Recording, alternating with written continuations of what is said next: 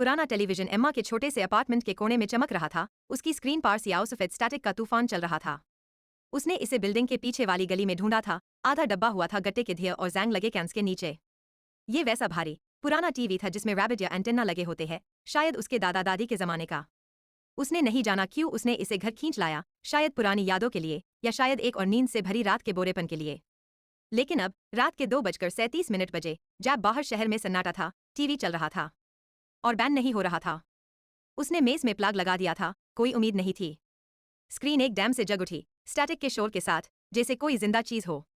कोई चैनल नहीं, कोई सिग्नल नहीं, बस बेएंता विजुअल शोर। एम्मा ने नॉब्स घुमाए, लेकिन वो बेकार घूमते रहे। स्टैटिक का शोर और तेज और साफ होता गया, जैसे कोई रिदम हो। जैसे सरसराहट में छुपी आवाजें। वो स्क्रीन के करीब झुकी, आंखें मीचती हुई, और टैब उसने देखा, स्टैटिक में एक हल्की सी शक्ल, जैसे कोहरे में चलती हुई परछाई। शायद एक चेहरा या हाथ। वो पाल भर में गायब हो गया। बकवास चीज, उसने बदबदाया और प्लग खींच दिया। स्क्रीन बैन नहीं हुई। स्टैटिक का शोर और तेज हो गया, आवाजें अब साफ थी।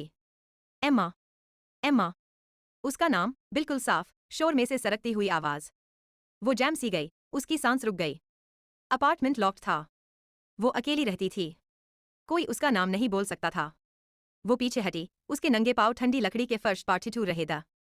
स्टैटिक बदला, और अब शक्लें बिल्कुल साफ थी, उंगलियां स्क्रीन के अंदर से डैब रही थी, स्टैटिक को जैसे शीशे पर भाप की तरफ फैला रही थी। सरसराहट एक साथ में बादल गई, एक कोरस की तरह, जल्दी जल्दी।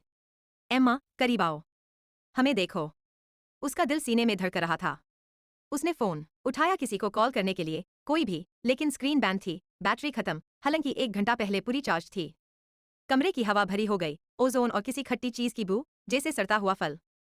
स्टैटिक फिर बदला, एक शक्ल बनाई, एक लंबी, पतली सी शक्ल, सर एक घालत जाविया पार झुका हुआ। ये इंसान की तरह नहीं हरकत करता था। ये झटके खा रहा था, फोकस में आता जाता था, उसके हाथ बहुत लंबे, उंगलियां मकड़ी के पाव जैसी। एम्मा का चीख उसके गेल में अटक गया जब वो शक्ल करीब आई, स्क्रीन बाहर की तरफ उभारने लगी, शीशा चिरकने लगा। हमें देखो, सरसराहट ने हुक्म दिया, अब आवाज इतनी तेज थी कि कण फट रहे थे। हम तुझे देख रहे हैं। वो शक्ल के हाथ ने स्क्रीन से बाहर निकला, शीशा नहीं टूटा बल्कि रबर की तरह खींच गया, हाथ हवा में आया, काली चमकती उंगलियों से कोई घंटा घाड़ा रास्ता पक रहा था, फर्श पर जामा हो रहा था। एम्मा पीछे हुई, एक लैंप टकरा गया, बल्ब टूट गया, कमरा अंधेरे में डूब गया, सिर्फ स्टैटिक की रोशनी बची। वो दरवाजे की तरफ भागी, लेकिन हैंडल नहीं घुमा। सरसराहट हंस रही थी, जैसे छुरी हड्डी पार रगड़ रही हो। पीछे टीवी चीख रहा था, स्क्रीन और छोटी होती जा रही थी जब वो शक्ल खुद को बाहर खींच रही थी, उसका जिस्म कमरे में खुल रहा था। ये बहुत लंबा था, इतना लंबा कि सरछत को छू रहा था, उसका चेहरा स्टैटिक और डैंटन का धुंधला सा गोला था। एम्मा ने खुद को दीवार से लगाया, उसके हाथ किसी चीज के लिए तलाश कर रहे थे, कोई हथियार, कोई रास्ता। उसकी उंगलियों ने फायरप्लेस के पास पुराना लोहे का पोकर ढूंढा, और उसने अंधधुंध झटका दिया। वो शक्ल नहीं हिली। वो झपट पड़ी, उसके हाथ ने एम्मा की कलाई पकड़ ली, ठंडी और चीकनी। सरसराहट अब उसके दिमाग में थी, टीवी से नहीं, बल्कि उसके सर के अंदर। तू हमें यहाँ लाई। तू हमें अंदर आने दिया। उसकी नजर धुंधली हो गई, कमरा स्टैटिक में घुल गया, उसका जिस्म बेवजन, स्क्रीन के अंदर गिरता हुआ।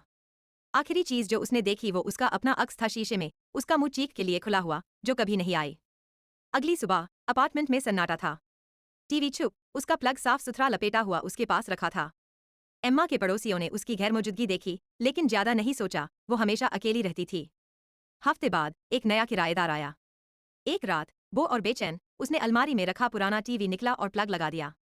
स्क्रीन चमक उठी, स्टैटिक का शोर शुरू हो गया, और शोर में एक हल्की सी ससराहट। एम्मा,